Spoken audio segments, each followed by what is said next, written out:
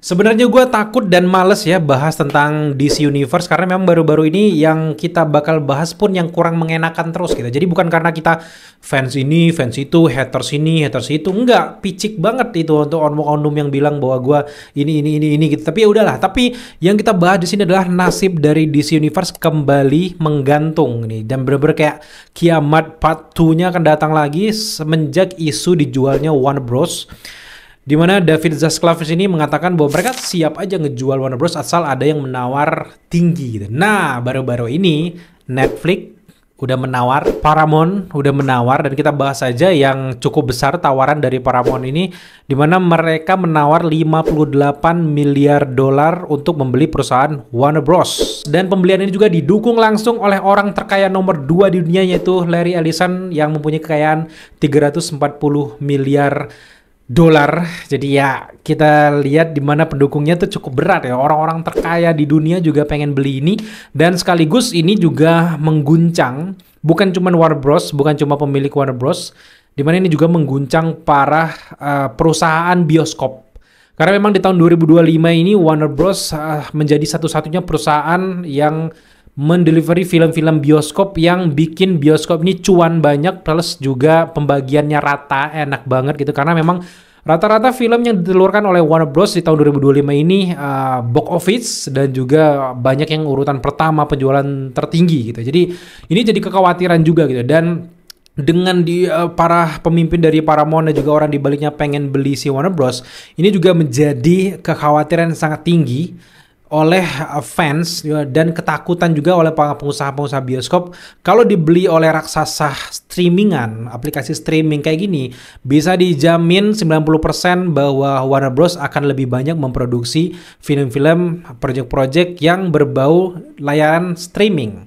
Jadi untuk porsi layar lebar itu tentu akan berkurang guys. Kalau teman-teman kayaknya condong mengerti bagaimana cara kenapa Netflix dan juga Paramount pengen banget beli Warner Bros ya, karena memang mereka pengen konten-konten dan juga properti yang ada di Warner Bros untuk dimasukkan ke perusahaan mereka. Ini jadi salah satu aspek yang bisa aja nih bikin ribut sih di luar sana gitu. Nah, gimana nasibnya sama DC Universe, Superman, Supergirl dan yang lainnya? Ya ikut keputusan dari David Zaslav. Kalau dia pengen ngejual si Warner Bros, ya udah si Warner Bros ini akan dipegang oleh pemilik barunya, dan sangat mungkin James Gunn itu akan dipecat.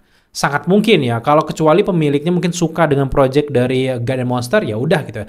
Tapi yang bikin makin kacau, kalau teman-teman lihat di layar ini dia, di mana?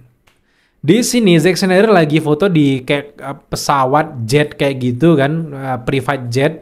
Di belakangnya ada logo Paramount. Kalau Paramount beneran bakal beli Warner Bros, tentu saja nasib dari James Gunn, God Monster, Superman yang sebagian banyak orang suka itu, kecuali gue ya, gue kurang suka Superman itu, dan akhirnya bakal dirombak abis. Sangat mungkin terjadi, apalagi kalau Zack Snyder ya. Kalau teman-teman ikutin Instagram terbarunya, ini kita muncul di layar, boom, lihat tuh, ada maksud tertentu dari postingan-postingan dari Zack Snyder yang lebih banyak memposting project-project dari Justice League terdahulu. Ada apa semua ini? Dan baru-baru ini dia udah nge-share Henry Cavill sebagai Superman, baru-baru ini juga nge-share si Jared Leto sebagai Joker, nge-share juga beberapa project-projectnya. Dalihnya memang dia lagi berusaha untuk nge-share pakai lensa apa, kamera apa di setiap project-projectnya. Tapi kan itu kebanyakan dari Justice League. Ada apa semua ini? Karena ini gue duga ya, Zack Snyder lagi memercikan bensin ke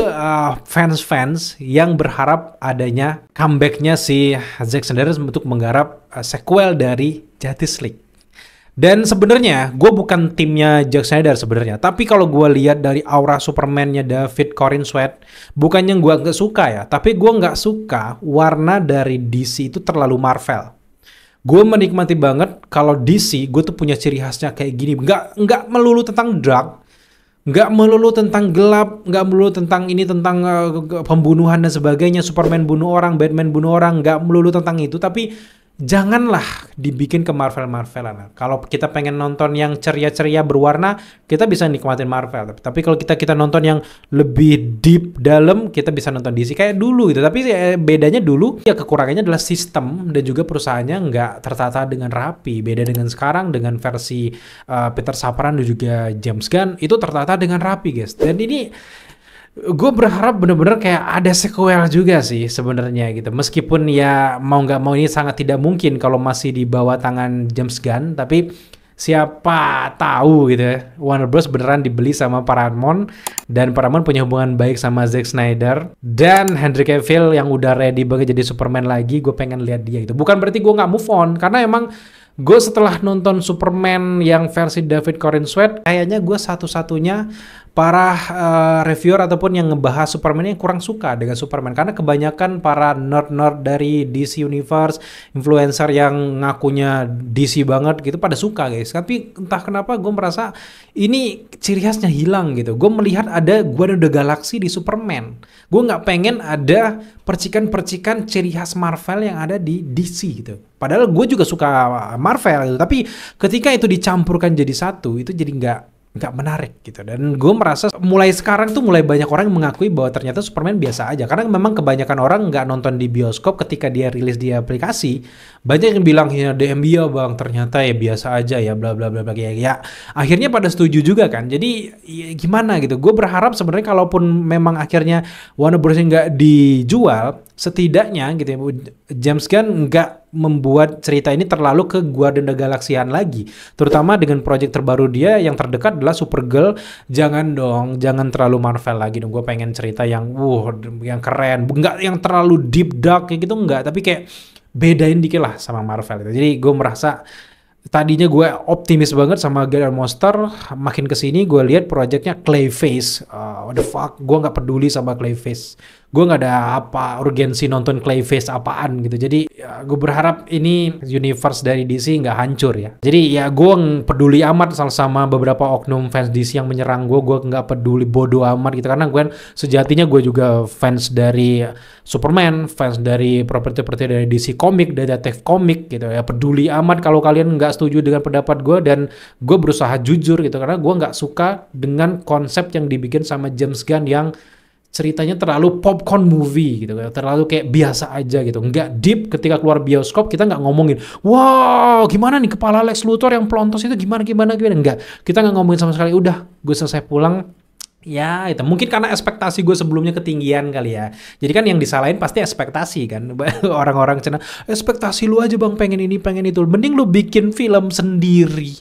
Lu ada modal nggak bikin film sendiri? Ya bodo amat kalau semua orang yang kritik harus bikin film, ya penuh nanti bioskop ya.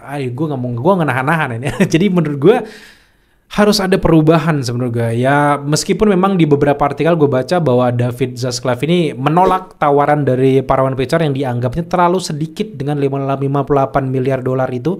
Jadi dia pengen lebih gitu. Jadi kalau memang mungkin cocok harga-harganya, ya mungkin aja Warner Bros benar dijual. Karena emang latar belakang kenapa Warner Bros ini dijual, padahal kita tahu bahwa di tahun 2025 ini banyak cuan.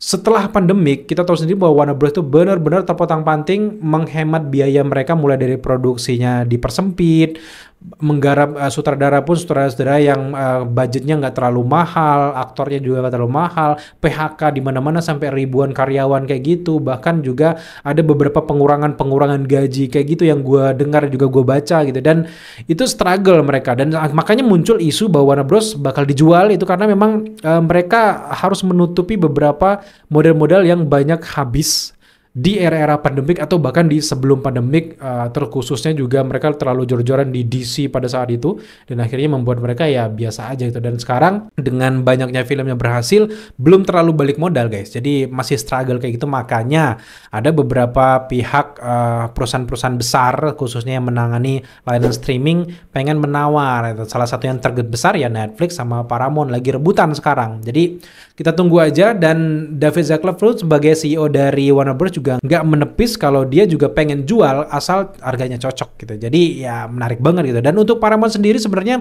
dia pengen 58 miliar dolar itu dibagi 20% dipegang saham dan sisanya itu adalah cash ataupun tunai 80%-nya. Dan sedangkan David Zaslav baru-baru ini mengatakan mereka nggak mau meskipun udah dijual si Warner Bros-nya, dia tetap pengen memimpin untuk ini ciri khas dari Warner Bros-nya tetap ada gitu. Jadi dengan saham cuman 20% itu dia merasa nggak ada kendali penuh lagi terhadap Warner Bros. Tapi gue pikir-pikir lu kan mau jual gitu ya, tapi gimana? Mendingan lu cari investor pada jual gitu.